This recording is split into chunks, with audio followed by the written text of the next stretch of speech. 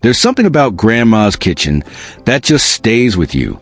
Maybe it was the smell of cinnamon and butter, or the way the floor creaked just right when you stepped near the back door. Maybe it was how she always knew when you were sneaking a cookie, even from the other room. It wasn't just a place where meals were made. It was where life happened, where you sat at the table doing homework while she peeled apples, where holidays began, stories were shared, and everything just felt a little more real. Today, let's take a warm walk back in time and look at 10 things you'd find in just about every grandma's kitchen. 1. The butter dish on the table. Always. Grandma didn't believe in spreads. There was just one kind of butter, real butter, and it lived in a proper butter dish right on the table, usually glass or porcelain, often with a tiny chip on the edge. It sat there proudly, even in summer, soft and ready for toast. That little dish wasn't fancy, but it meant breakfast was coming, and everything was going to be okay. 2. The flour sifter that rattled like rain. She'd pull out for every pie, every cake, every batch of biscuits.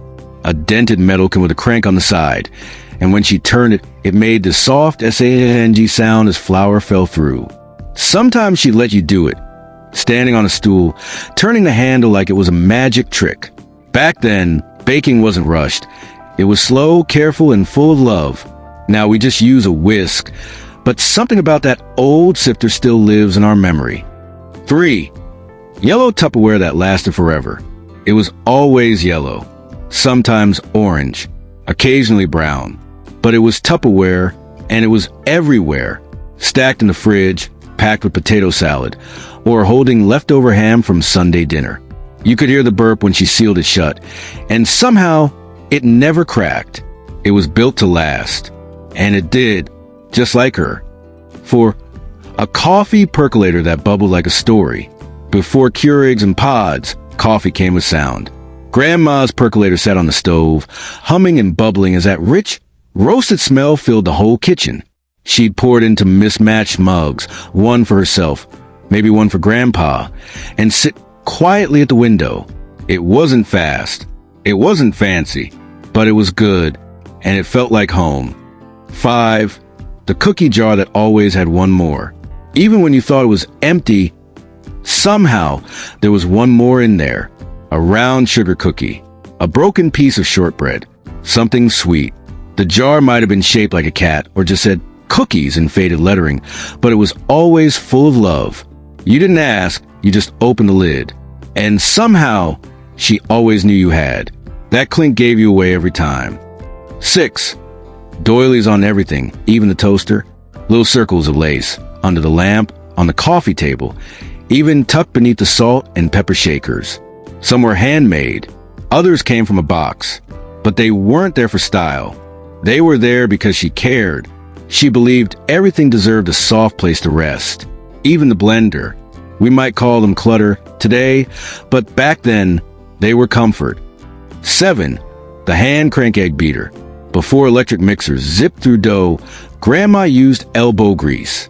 2 silver beaters and a little crank on the side, and that's how pancakes happened. You'd hold the bowl, she'd turn the handle, and the whole room smelled like vanilla and joy. It took effort, but she never complained, because baking wasn't a task. It was a memory in the making. 8. The junk drawer that solved every problem. Need a rubber band? A safety pin? An extra birthday candle from 1974? She knew exactly where to look. That messy, squeaky drawer near the sink held half the town in it.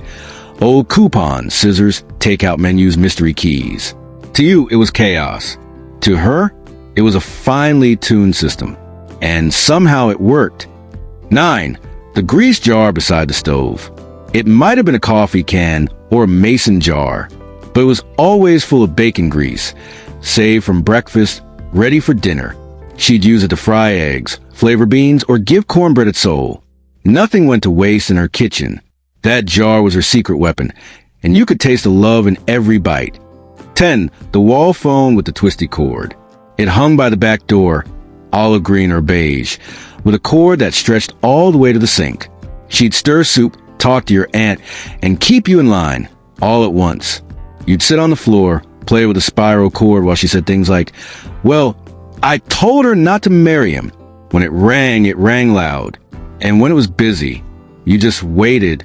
That phone heard more secrets than any of us ever will." Grandma's kitchen wasn't just a room. It was a feeling of safety, of warmth, of being known and loved completely. If this brought back even one good memory, we'd love to hear it. What did your grandma's kitchen look like? What little thing do you still remember? Don't forget to like, subscribe, and come back again. We'll be here, sharing the stories that still live in our hearts. This is Old Soul America. Thanks for remembering with us.